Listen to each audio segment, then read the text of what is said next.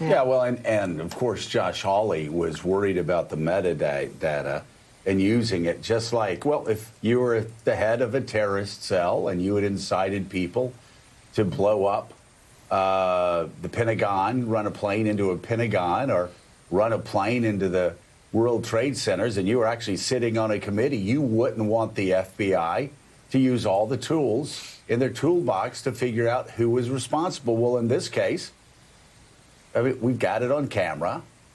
We've got all of his speeches.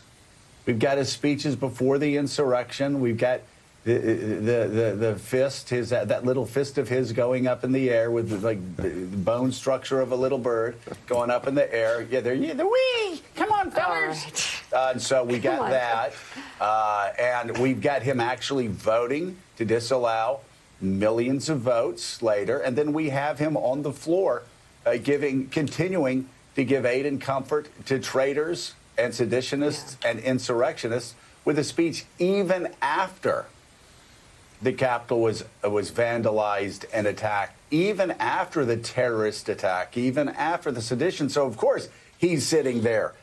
And Josh Hawley doesn't want the FBI to use all of the tools in the toolbox to figure out who the Trump terrorists were, to draw lines between the Trump terrorists and what Josh Hawley, the seditionist, said, to draw a line between the people beating cops with American flags and what Josh Hawley said, the people racing through the Capitol screaming, "Hang Mike Pence," and tracing those people down to figure out that they, too, were inspired by Josh Hawley's seditious acts.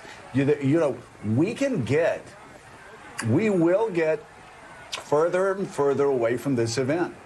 But it will never change the fact that Josh Hawley was responsible for these deaths that occurred on Capitol Hill, for this act of insurrection, the worst insurrection by domestic terrorists in U.S. history into our government.